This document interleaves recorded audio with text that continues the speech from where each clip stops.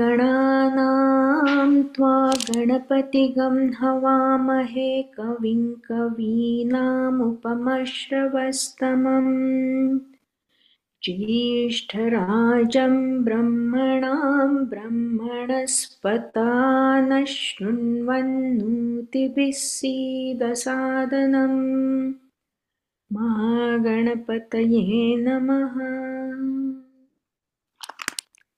सदाशिवसमारम्भां शङ्कराचार्यमध्यमाम् अस्मदाचार्यपर्यन्तां वन्दे गुरुपरम्पराम्।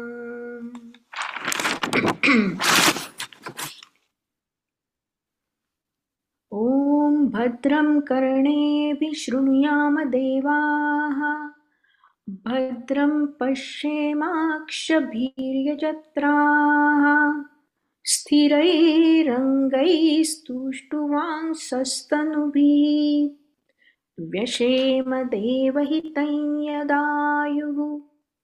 ॐ स्वस्ति न इन्द्रो वृद्धश्रवाः स्वस्ति नः पूषा विश्ववेदाः स्वस्ति नस्तार्क्ष्यो अरिष्टनेमिः स्वस्ति नो बृहस्पतिर्दधातु।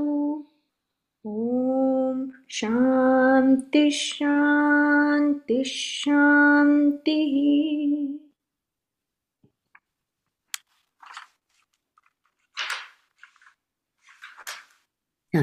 नमस्कार मंडळी.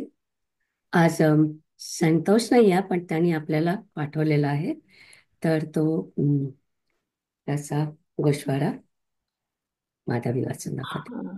चालेल, मी बघते शेअर करता येतोय का. नाही, मी अजून केलं नाही. ओके, ते मला सेंड रिक्वेस्ट करू. नाही, एक मिनिट. ते सगळ्यांना करता येईल असं करता येईल ना. मी होस्ट आहे, तर मी केलं ते. Okay, good. शेअर होतोय का शेअर? मी इथेच बघतेय. शेअर आलं. ओके, पण मला जे शेअर करायचंय ते नाही आलेलं ना. ते आलंय का? नाही, नुसतं स्क्रीन आला, झूम दिसतंय ना. ऍक्च्युअली नुसतंच सांग तरीच चालेल, हरकत नाही. आहे, येईल. आलं का आता? आता आलं. ओके, थोडस मोठं केलं तरी चालेल. मोठं करू? मोठं चालेल. आता दिसतंय? ओके, नेहमीप्रमाणे आपल्या संतोष भाऊंनी गोषवारा लिहून पाठवलाय, तर मी तो वाचून दाखवते. प्रश्न उपनिषद, प्रश्न 3, श्लोक 8 ते 9. तर कौशल्याने विचारलेल्या तिसऱ्या प्रश्नात 5 उपप्रश्न होते. नंबर 1, हा प्राण कशापासून येतो? 2, तो या शरीरात कसा येतो? 3, तो शरीरात स्वतःला विभागित करून कसा राहतो? 4, शरीरातून कसा जातो? 5, तो बाहेरील वस्तू समष्टी पातळीवर कशा धारण करतो? तसेच अध्यात्मात व्यष्ट पातळीवर कसे धारण करतो? आतापर्यंत आपण पहिल्या 4 उपप्रश्नांची उत्तरे पाहिली.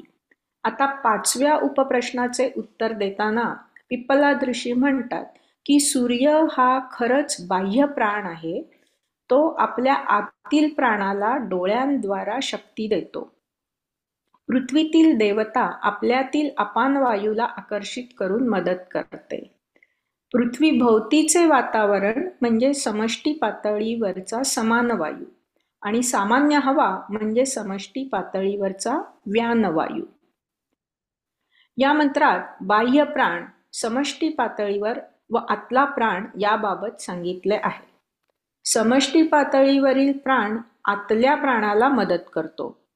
बाह्य प्राण हा आकाश म्हणजे समान, वायू म्हणजे व्यान, अग्नी म्हणजे उदान, आदित्य म्हणजे मुख्य प्राण आणि पृथ्वी अपान अशा स्वरूपात आहे.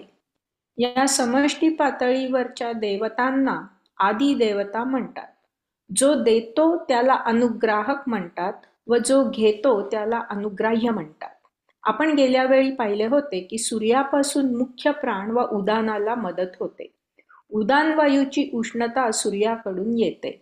अंतराळ म्हणजे सूर्यलोकापासून पृथ्वीमधील जागा किंवा पृथ्वीभोवतीचे वातावरण, यातून समान वायू येतो. पृथ्वी आपल्याला अपान वायूसाठी मदत करते. आनंदगिरी म्हणतात की पृथ्वीच्या आत असलेली अग्निदेवता अपानाला मदत करते, म्हणून पृथ्वीतील अग्नी ही अपानाची देवता. व्यानवायू सगळीकडे असतो. ते पुढे सांगतात की बाह्य तेज आणि प्राणशक्ती उदान वायूला मदत करते. उदान वायू शरीराला उष्णता देतो. मृत्यूसमयी उदान वायू शरीर सोडून जातो, त्यावेळी सगळी इंद्रिये मनात विलीन होतात आणि शरीराबाहेर जातात आणि जीव दुसरा जन्म घेतो.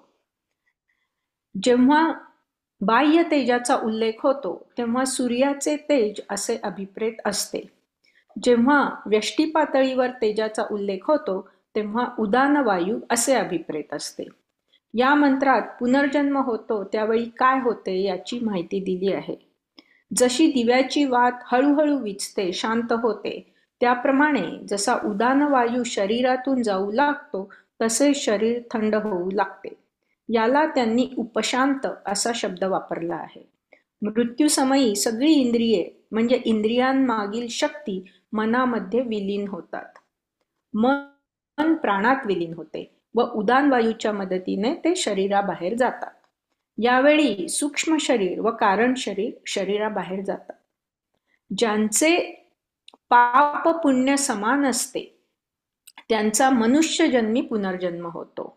आपण आधी पाहिल्याप्रमाणे पुण्यवान लोक स्वर्गलोकी जातात व पापी नरकात जातात. माधुरीताईंचा प्रश्न होता की कधी कधी पुढचा जन्म हा प्राणी रूपात होऊ शकतो. तो कधी मिळतो? लगेचच मिळतो का? निलिमाताई म्हणाल्या की ते काही सांगता येत नाही. ज्यांना मनुष्य जन्म मिळतो तो सुद्धा कधी मिळेल हे सांगता येत नाही. पुढचा जन्म पुढील मिळणाऱ्या प्रारब्धावर अवलंबून असतो. जीव गेल्यावर देवता सूक्ष्म व कारण शरीराला इष्टस्थानी घेऊन जातात. त्याला किती वेळ लागेल हे सांगता येत नाही. माधुरीताई म्हणाल्या की त्यांनी ऐकले आहे की पुनर्जन्मास 25 ते 300 वर्ष लागू शकतात. आय थिंक एवढंच. किती छान.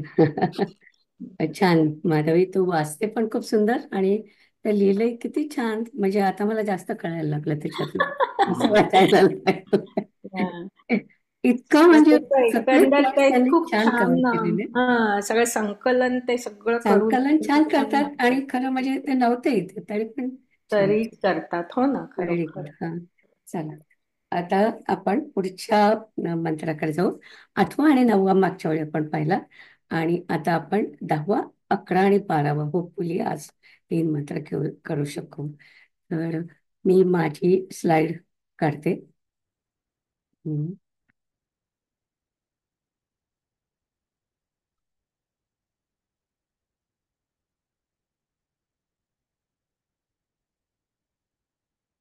ओके, मी शेअर म्हटलं.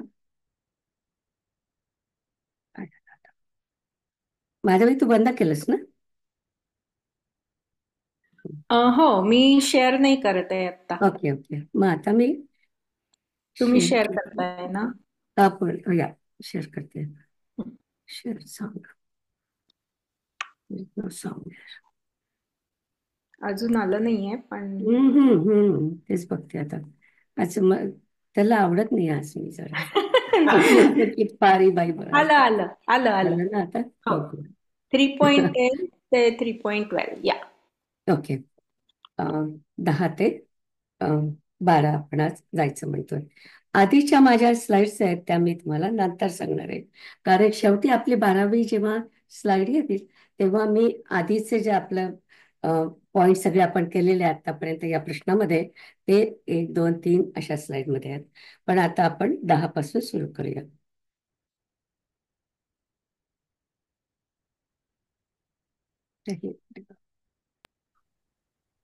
दिसतंय सगळं का? इकडचं नाही दिसत आहे साईडचं?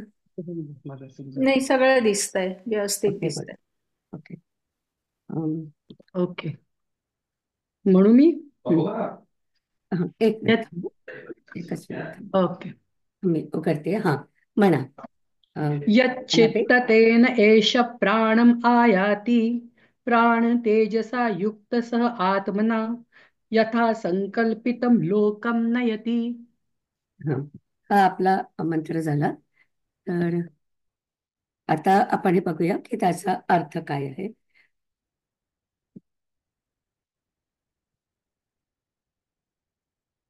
मला साईडचं नव्हतं दिसत म्हणून मी 1 मिनिट थांबते. ओके, आता मला सगळं दिसायला लागलं. हा, तर पहिल्यांदा आपण शब्दांचा अर्थ बघूया.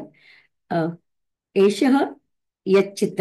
आता इथे यच्चित्त त्यांनी अर्थ असा म्हटलाय, ते कुठला संदर्भ घेतात आहे तर मागच्या मंत्रातला घेतात आहे. म्हणून ते म्हणतात की मरणाच्या वेळी जे काय असतं संकल्प त्याच्याबद्दल ते बोलत आहेत. आणि त्याच्या पुढचा शब्द आहे मरणकाले. मरणकाले म्हणजे आपलं मनुष्याच्या मनात मरताना काय विचार येतात असं त्यांना म्हणायचंय. ते न म्हणजे त्या वृत्तीने ते काय मनात विचार येतात त्याला त्यांनी वृत्ती म्हटलंय. वृत्ती म्हणजे संकल्प. संकल्प म्हणजे आपल्या मनात आता काय विचार असतील ते ते म्हणायचे त्यांना.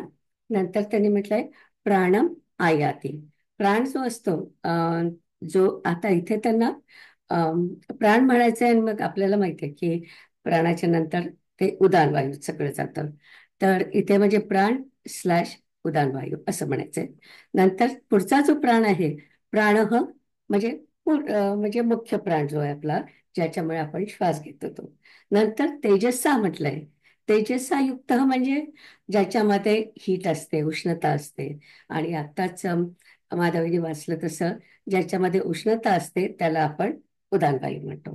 नंतर आत्मनासह म्हणजे आत्म्यासह म्हणजे चिदाभासासह तो जातो. तर कुठे जातो तर म्हणजे खरं चिदाभास कुठेच जात नाही, तो इथेच असतो.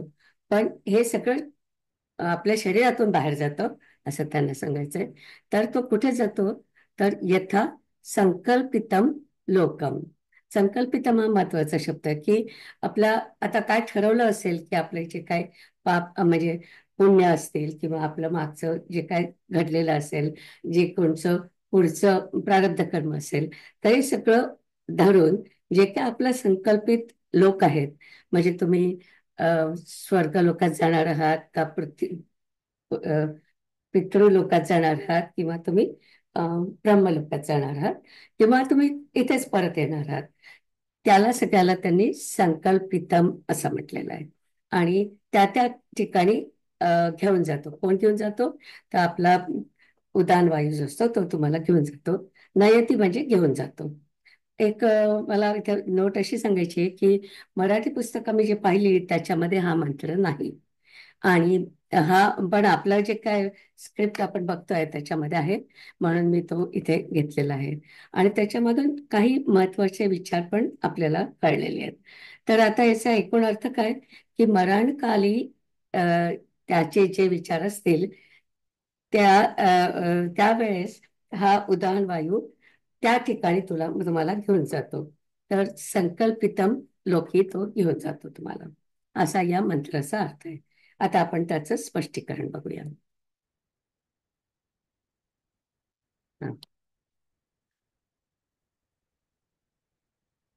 तर कौशल ऋषींनी जो प्रश्न विचारला होता त्याच्यामधल्या बहुतेक प्रश्नांची उत्तरं आपण झाली आहेत आपली देऊन. पण चौथ्या प्रश्नाच्या भागामध्ये आपल्याला सगळे सविस्तर उत्तरं मिळालेले होते. आणि आता जो आहे म्हणजे मंत्र 6 मध्ये सुद्धा त्यांनी आपल्याला आणखी माहिती दिली होती. त्याच्यामध्ये आणखी जर सविस्तर माहिती छांदोग्य उपनिषद आणि बृहदारण्यक उपनिषदमध्ये आहे. पण ह्या प्रश्न उपनिषदामध्ये जेवढी माहिती आहे तेवढी कुठेच दुसऱ्या ठिकाणी नाहीये. तर या मंत्रात त्यांनी म्हटलंय की मरणाच्या वेळी तुमच्या मनात जे काय विचार असतील, समजा एखादा सावकार असेल, तो जन्मभर पैसे करत होता, तर त्याच्या मनात पैशाचे विचार येतील. तुमच्याकडे आपल्या सगळे फॅमिली लोक आहोत, तर आपल्या मनात कसे विचार येणार की मुलांचं काय होईल, अमकं तमकं, हेच विचार आपल्या मनात येणार.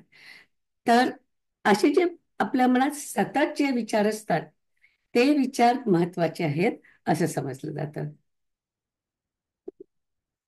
आणि दुसरं शंकराचार्य म्हणतात की मरणकाळी आपला मेंदू जो असतो तो क्षीण होतो आणि तिथे जे विचार असतात ते रनिंग थॉट्स आपण ज्याला म्हणतो तसे सारखे बदलत असतात. त्यामुळे असं एकच विचार आपण मरताना जो काय विचार असेल तो महत्वाचा ठरत नाही असं त्यांचं म्हणणं आहे. तर इथे काय म्हणायचं आहे त्यांना की जे ते म्हणतात की तुमच्या मनात जे काय विचार असतील तर ते आपलं जे काय उद्दिष्ट असेल आपल्या कर्माची जी काय दिशा असेल ते संकल्प ते महत्वाचे आहेत. म्हणजे फिजिकली घ्यायचं नाही की आपण मरताना हा विचार आला होता म्हणून तसंच होईल. इथे मला आमचे जे न्यूजर्सीचे जे आहेत तदात्मानंद त्यांचा मला आठवण येते की ते म्हणतात की ते तर अमेरिकन आहेत आणि इथे सगळे वाढलेले आहेत. म्हणजे माझ्या मनात समजा मी ड्रायव्हिंग करतोय आणि समोरून एक ट्रक येते, अशी समोरून एकदम माझ्या अंगावर ट्रक येते, तर माझ्या मनात पहिला विचार काय असेल, अरे हा वेडा कसा माझ्या अंगावर येतोय, किंवा त्याला एक शिवी माझ्या तोंडात पहिल्यांदा येईल. तर ते माझं त्याच्यावरून काय माझं उद्दिष्ट सरेल म्हणजे ठरेल का? कारण ते तर बिचारे गेले 30 वर्ष आपला अध्यात्माचा अभ्यास करतायत, सगळं करतायत. तर त्यांच्या मनात नेहमी काय विचार असतात की आपल्या धर्माबद्दलचे विचार असतात, ते आता शिकवतात पण आहेत. तर म्हणून ते म्हणले की असं आपल्याला म्हणता येत नाही की शेवटचा जो विचार असेल त्याच्याबद्दल ते बोलतात आहे. ते आपलं उद्दिष्ट जे आहे, आपलं आयुष्यामध्ये आपण ज्याच्यावरती संकल्प करतो ते सगळे महत्वाचे असतात. तर म्हणून आपण जरी इथे म्हटलंय त्यांनी की तुम्ही मरताना तुमच्या मनात काय येतं, तर मनात काय येतं याचा अर्थ आपण घ्यायचं की आपलं आयुष्यातले संकल्प काय आहेत. संकल्प म्हणजे तुमच्या इच्छा काय आहेत किंवा तुमच्या वृत्ती काय आहेत ते महत्वाचं आहे. आणि त्याप्रमाणे मग तुमचं संकल्पितम लोक ठरेल. असं शेवटच्या क्षणी तुमच्या डोक्यात काय विचार आला त्याच्यावरून तुमचं कुठे जायचं ते ठरत नाही. तर संकल्पितम याचा शंकराचार्य त्याच्या पुढे सांगतात की समजा एखादा माणूस जन्मभर पाप करतोय आणि त्याला तो नक्कीच नरकात जाणार आहे आपल्याला माहिती आहे, आणि समजा मरताना त्याच्या मनात एक चांगला देवाचा विचार आला, एकच क्षण त्याच्या मनात देवाचा विचार आला, तर तो नरकात जाणार नाही का? असं नाही होणार ना. त्याने जन्मभर काय केलं आहे आणि त्याचं संचित प्रारब्ध काय असेल त्याच्याप्रमाणे तो जाणार आहे. संकल्पितम हे महत्वाचं आहे की जे काय ठरलं असेल तसं होईल. त्याच्यामध्ये तो काय एकदम आता हा नरकात जाणार होता ना, आता याच्या मनात एकच चांगला विचार आला तर त्याला इकडे पाठवून द्या असं होत नाही. आणि त्याच्यामध्ये मग शंकराचार्य म्हणजे आमचे स्वामीजी म्हणतात की आता फार एवढं बदलू शकतं की समजा एखादा माणूस पितृलोकात जाणार असेल त्याच्याऐवजी तो स्वर्गात जाईल, एवढा त्याच्यामध्ये थोडा फरक होऊ शकतो. पण असा फरक नाही होणार की तो नरकात जाणार होता आणि एकच विचार त्याच्या मनात चांगला आला म्हणून तो नरकात जाणार नाही, हे काही असं होत नाही.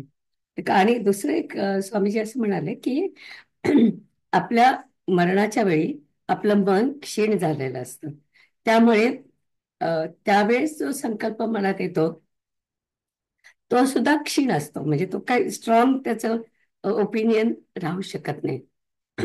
आणि म्हणून ते म्हणतात की काय होतं आपलं मरताना, आपण मगाशी माधवनी वाचलं तसं की आधी आपलं इंद्रिय जे असतात ते मनाशी एकरूप होतात.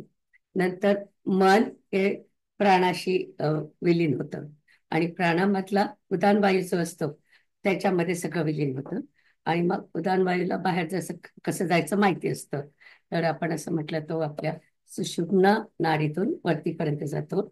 आणि जर का अ, पुण्यलोक जे असतात ते त्यांचं मरण याच्यातून होतं, ब्रह्मरंध्रातून होतं. इतरांचं मरण कदाचित डोळ्यातून किंवा कानातून असं होऊ शकतं. तर त्याच्यानंतरचं जे असतं ते आपलं आतापर्यंत जे जे काय पापपुण्य असेल आणि पुढचं आपलं काय प्रारब्ध असेल त्याच्याप्रमाणे आपण इथून लोकात जातो, स्वर्गात जातो, किंवा जे काय आपलं ठरलं असेल म्हणजे त्याला आपण म्हणतो संकल्पितम असेल तिथे आपल्याला घेऊन जातो. जाताना ते म्हणतात की GPS सारख्या सगळ्या देवता सगळीकडे बसलेल्या असतात आणि त्या देवता त्यांना मार्ग दाखवतात, म्हणजे एकदा डोक्यातून गेल्यानंतर. तर असा हा मंत्र आपल्याला आपण कव्हर केलाय, कारण तो आपण आधी अम, म्हणजे आपल्या स्क्रिप्टमध्ये होता म्हणून आपण तो घेतलाय. तर आता आपण पुढच्या मंत्राकडे जाऊ.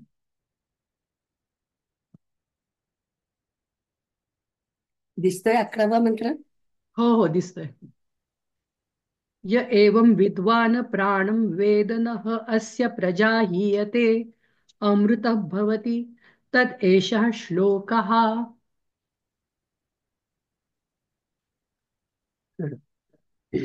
आता याच्यातले शब्द म्हणून थोडेसे शब्द त्याच्यामध्ये. यह विद्वान, आता विद्वान त्यांनी कोणाला म्हटलंय की ज्या व्यक्तींनी हा प्राणाचा सगळा अभ्यास केलाय त्यांना त्यांनी विद्वान म्हटलंय. एवन असे, प्राणम म्हणजे आपला प्राण जो आहे तो, वेद वेद म्हणजे वेद, अस्य प्रजा तर हा जो विद्वान आहे त्याची प्रजा म्हणजे त्याची मुलं बाळ असं म्हणायचं त्यांना. नह ही येते मिळते, तर अमृत भवती, अमृत त्या व्यक्तीचं अमृत होतं ज्यांनी हा अम, प्राणाचा अभ्यास केला असेल. त्यांना मोक्ष मिळू शकतो. आणि असं वेद म्हणजे ऋग्वेदामध्ये लिहिलेलं आहे, म्हणून ते शेवटी जे लिहिलेलं असतं ना, अ, एत एद एद नाही ते ते दशः श्लोक, म्हणजे हा जो श्लोक आहे असं सगळं ऋग्वेदामध्ये लिहिलंय असं त्यांना म्हणायचंय. तर आपण आता त्याचा अर्थ बघू की ज्याला अ, प्राण आणि आतापर्यंत आपण जे शिकलो ते सगळं, ते ज्या व्यक्तीला ज्ञान असेल आणि त्याच्यावर त्यांनी मेडिटेशन केलं असेल बेसिकली, त्याला ते विद्वान आहेत. आणि त्यांच्या मुलाबाळांना सुख मिळेल, ते सुख शब्द राहिलाय तिथे, त्यांना त्यांच्या मुलाबाळांना सुख मिळेल आणि त्याला मोक्ष मिळेल. तर मोक्षाची व्याख्या थोडीफार इथे वेगळी आहे, तर ते पण मी आता तुम्हाला सांगितलं. आणि तदेश श्लोक म्हणजे ऋग्वेदामध्ये हा मंत्र आहे. नंतर इथे मी आणखीन एका स्वामीजींचं सांगणार आहे, त्यांचं नाव इथे लिहून ठेवलंय, स्वामी शौनकाचार्य. तर आता आपण अम, स्पष्टीकरण बघूया.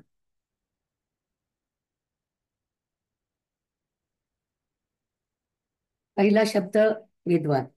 विद्वान म्हणजे एकतर ज्यांनी उपनिषदांचा अभ्यास केला आहे.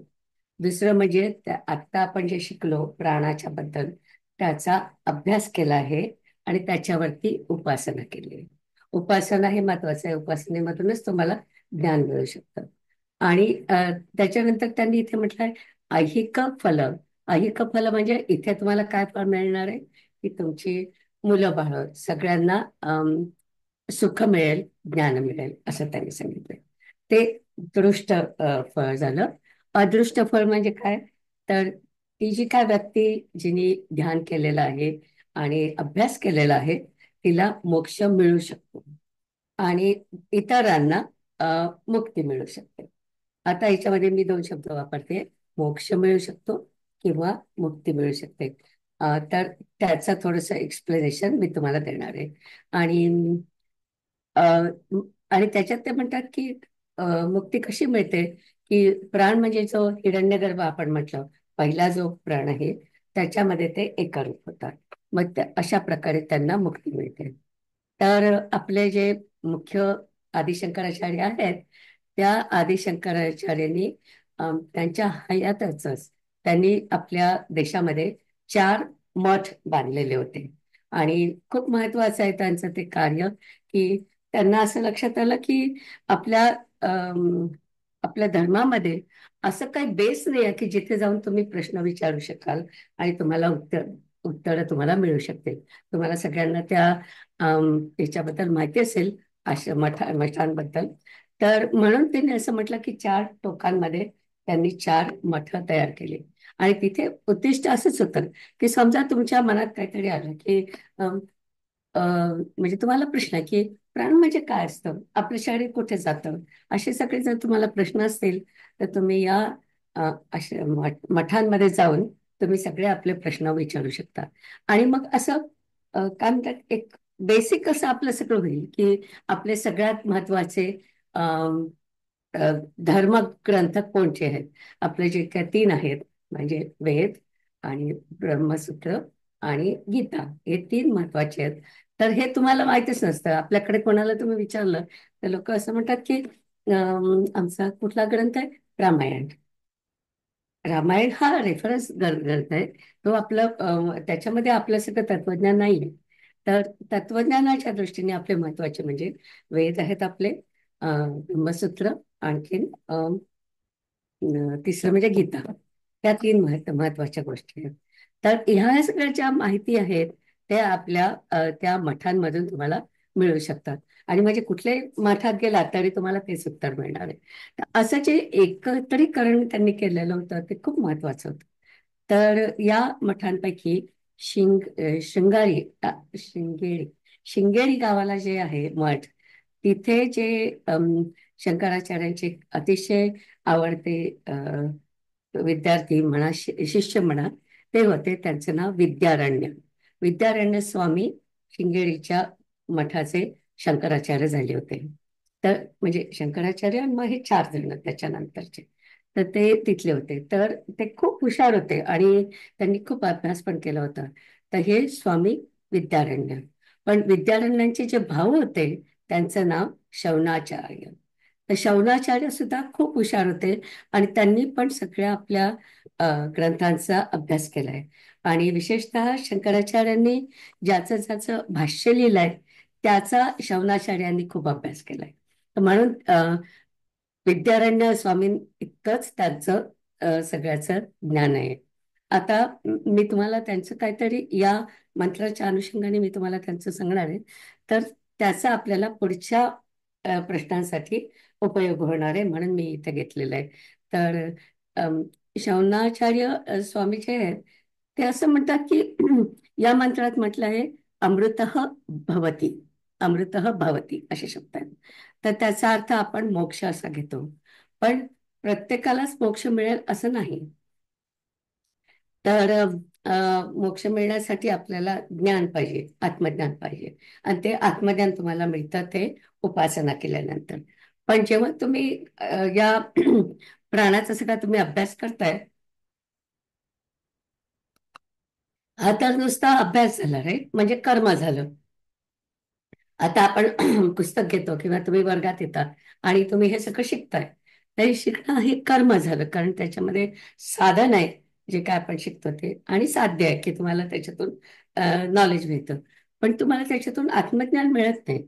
तर आत्मज्ञान मिळण्यासाठी त्याच्यावरती उपासना करायला लागते.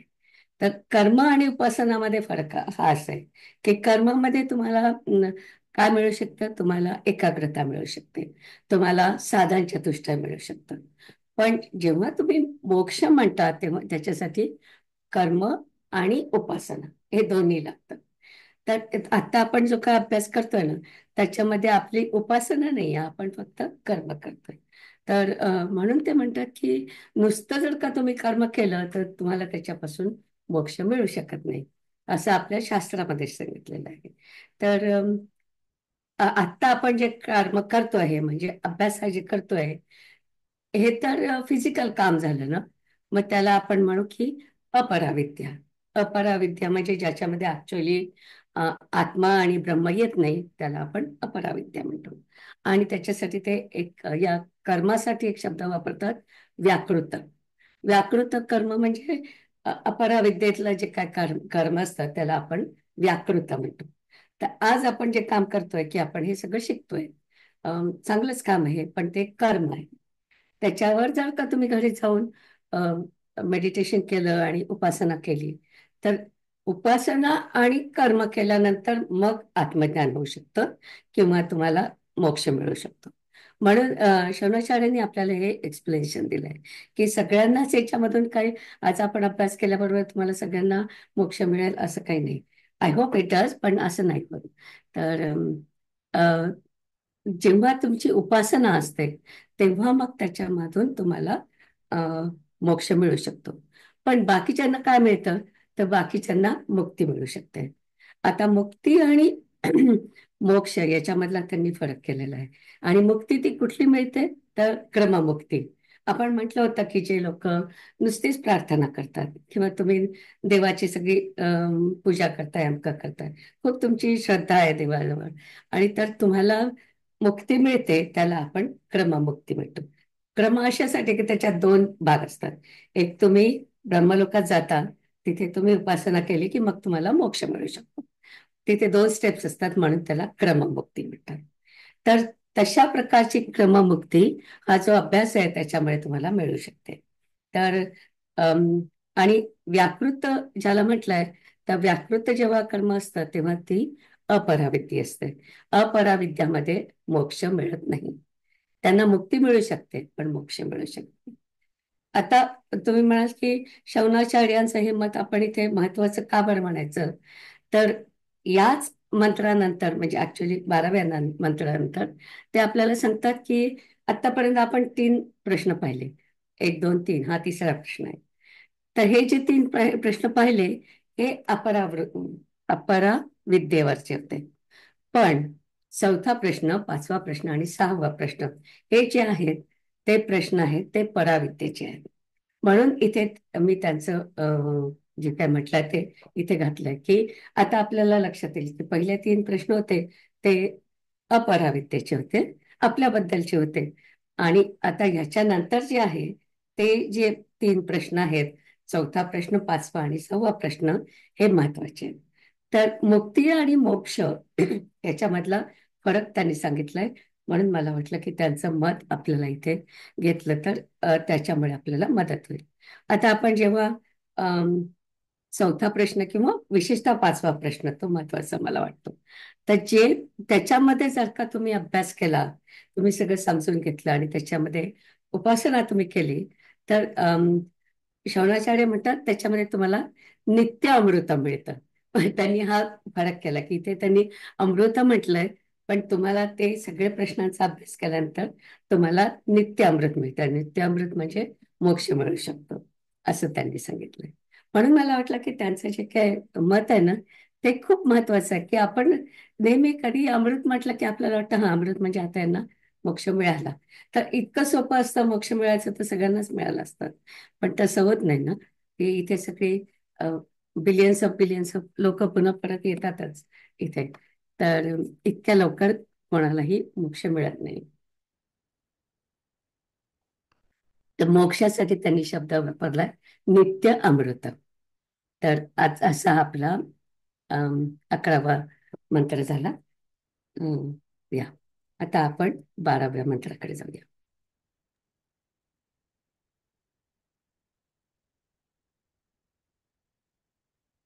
ओके, दिसतोय? दिसतंय. हो. उत्पत्तिम् आयतिं स्थानं विभुत्वं च एव पञ्चधा अध्यात्मं च एव प्राणस्य विज्ञाय अमृतम् अश्नुते, विज्ञाय अमृतम् अश्नुते इति. हम्म. Good. जेव्हा ते 2 वेळा सांगतात तेव्हा त्यांना त्याच्यावरती भर देऊन सांगायचं असतात, म्हणून तो शब्द ते 2दा वापरतात. तर आता हा 12वा आहे म्हणजे शेवटचा मंत्र आहे या तिसऱ्या प्रश्नावरचा. तर पहिला शब्द आहे प्राणस्य म्हणजे प्राणाला, उत्पत्तीम निर्मिती, आयतम तो कसा येतो. बेसिकली मगाशी माधवने जे वाचले ना 5 प्रश्न, प्रश्नाचे म्हणजे उपप्रश्न, तसं ते इथे सांगतात आहे की स्थानम म्हणजे तो आपल्या शरीरामध्ये कुठे राहतो. अ, नंतर पंचधा म्हणजे त्याचे 5 प्रकार असतात ते म्हटलंय त्यांनी. नंतर अध्यात्मम म्हणजे अध्यात्म आपल्या शरीराचं माहिती. विज्ञान, विज्ञात म्हणजे ज्ञान. आणि अ, अमृतम अश्नुते इथे अमृत होतं त्या व्यक्तीचं, अ, अमृत होतं. आता अर्थातच तसा आहे की प्राण कसा आहे, तो आपल्या शरीरात कसा येतो, त्याचे 5 प्रकार कसे आहेत आणि त्याचा आत्म्याशी काय संबंध आहे, हे सगळं जो जाणून घेतो तो अमृतत्व पावतो.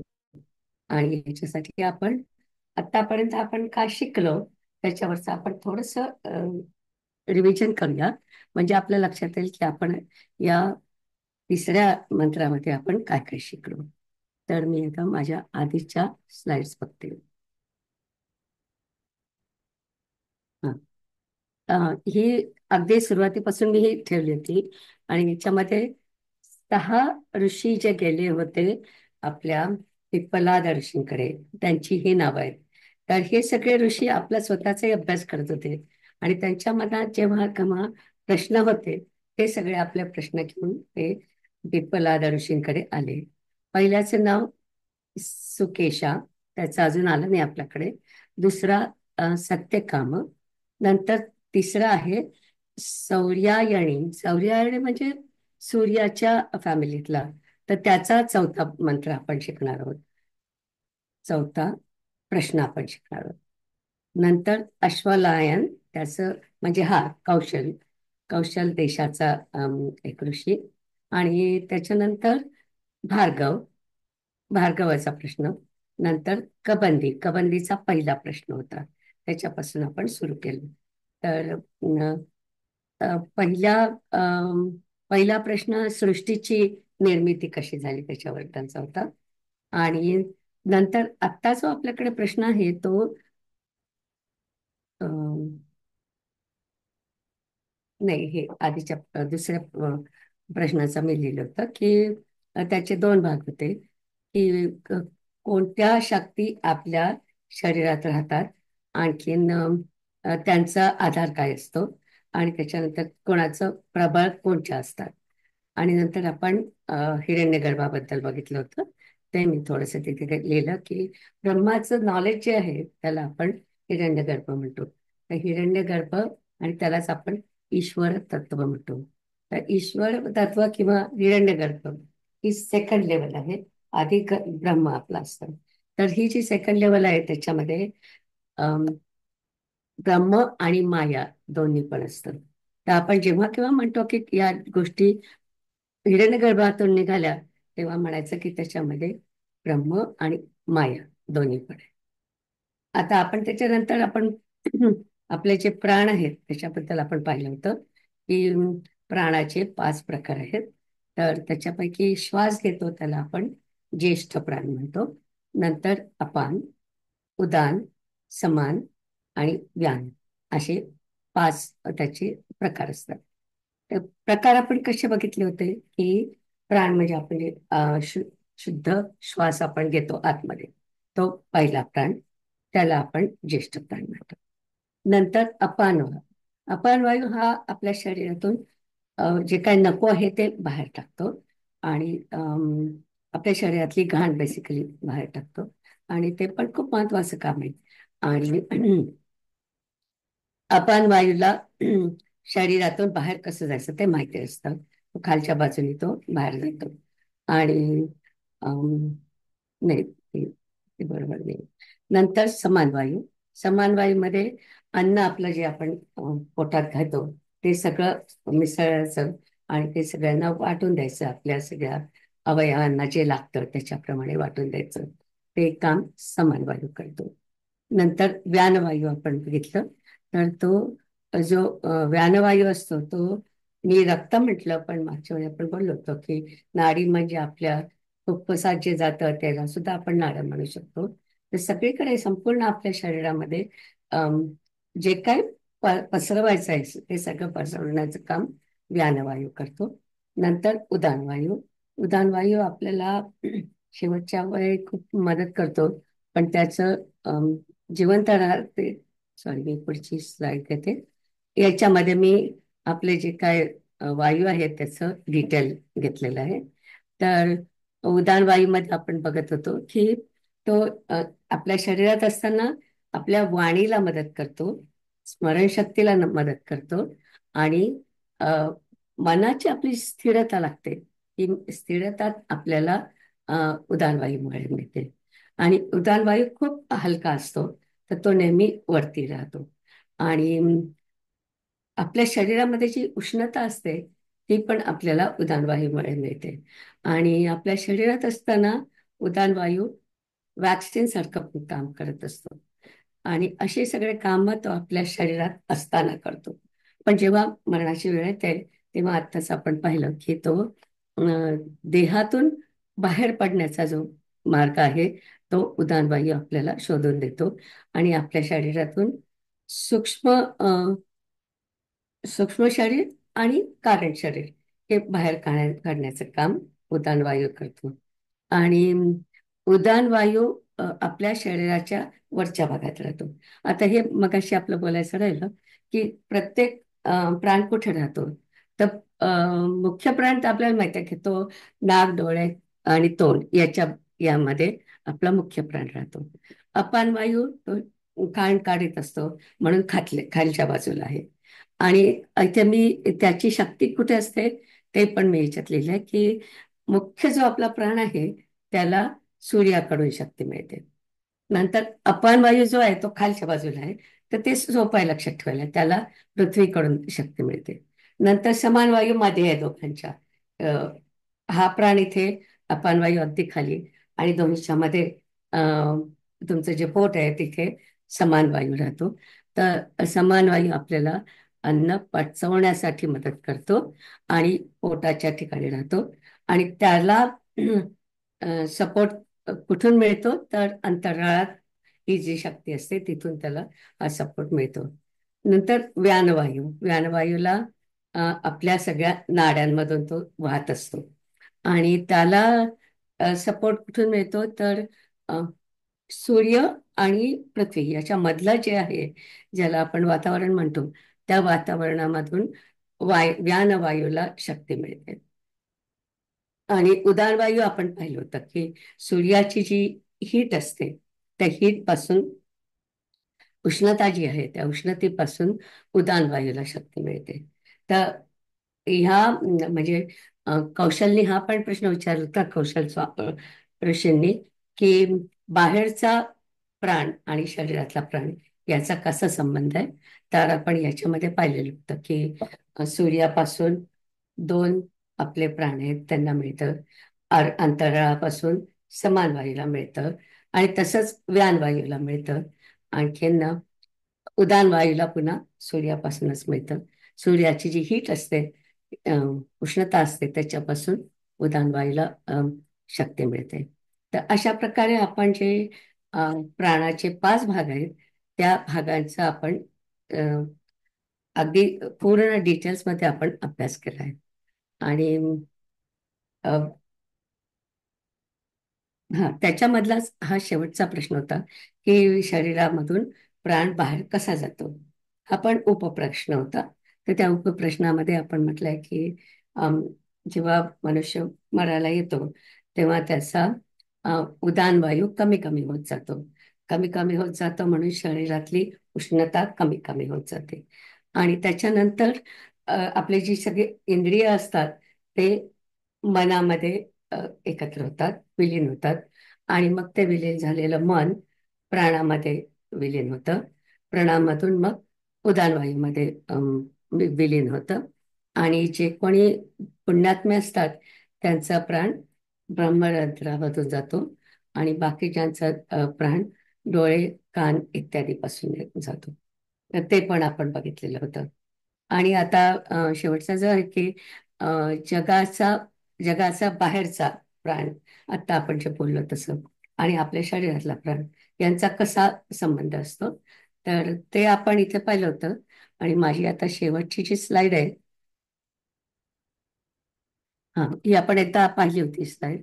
याच्यामध्ये मी सांगितलेलं होतं की सूर्यापासून मुख्य प्राण जो असतो, ज्येष्ठ प्राण, त्याला शक्ती मिळते आणि उदान वायूला शक्ती मिळते सूर्याच्या उष्णतेपासून.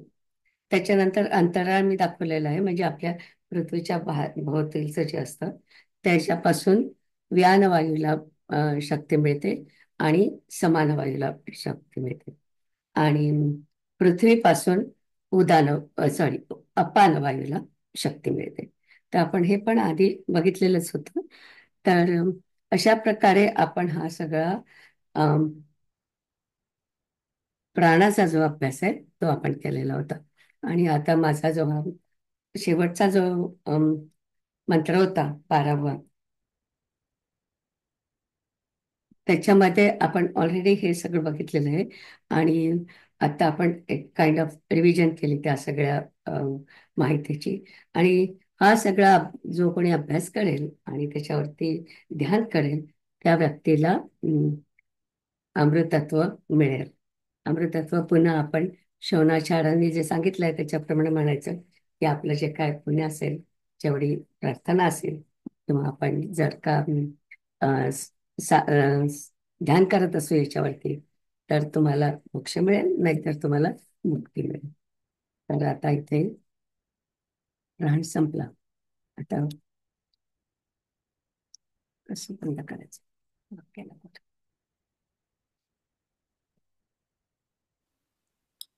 म्हणूया शेवटचा श्लोक. हो. ॐ पूर्णमदः पूर्णमिदं पूर्णात् पूर्णमुदच्यते पूर्णस्य पूर्णमादाय पूर्णमेवावशिष्यते. ॐ शान्ति शान्ति शान्तिः.